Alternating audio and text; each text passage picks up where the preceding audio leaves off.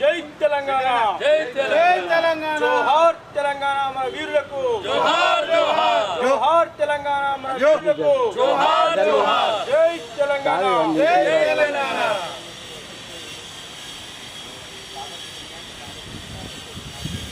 జై తెలంగాణ, జై తెలంగాణ, తెలంగాణ అమర వీరులకు, తెలంగాణ అమర వీరులకు, జై తెలంగాణ,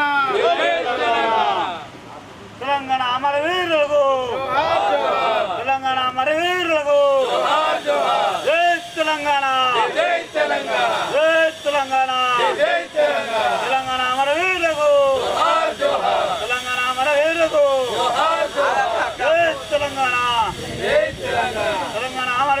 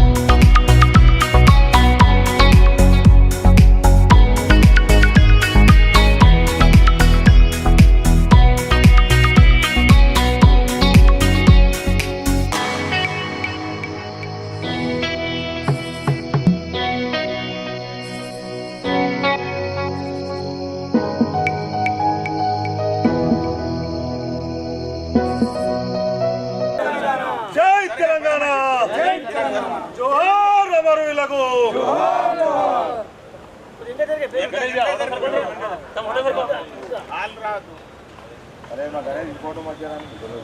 కేసీఆర్ గారి నాయకత్వం, కేసీఆర్ గారి నాయకత్వం. జోహార్ తెలంగాణ మన వీరులకు, జోహార్ తెలంగాణ మన వీరులకు.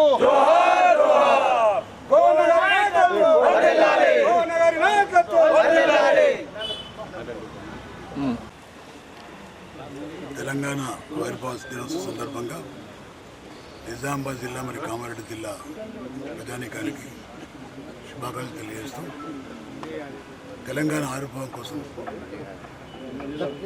1969 తెలుగుదేశం ఉద్యమంలో దాదాపుగా 290 మంది విద్యార్థులు యువకులు బలిదానం ఇవ్వడం జరిగింది. మలిదేశ ఉద్యమంలో గవర్నర్ కేసీఆర్ గారి యొక్క నాయకత్వంలో మరి వారు చేసిన కృషి, వారు పడ్డ బాధను, వారు పడినటువంటి కష్టాన్ని తెలంగాణ ప్రజలందరూ గుర్తించడం జరిగింది. అదే కాకుండా మరి మలిదేశ ఉద్యమంలో కూడా 1200 మంది యువకులు బలిదానం ఇవ్వడం జరిగింది.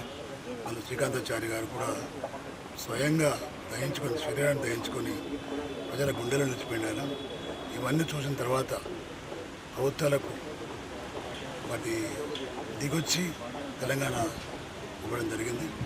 ఈ సందర్భంగా తెలంగాణ వచ్చిన తర్వాత గౌరవ కేసీఆర్ గారి యొక్క నాయకత్వంలో 10 సంవత్సరాల తెలంగాణ రాష్ట్రంలోనే నంబర్ 1గా ఉన్నాయి. దానికి కారణం కేసీఆర్ యొక్క ఒక వ్యూహం అదేవిధంగా వారి యొక్క దీక్ష వల్ల దేశంలో నంబర్ 1గా ఉంది తెలంగాణ రాష్ట్రం.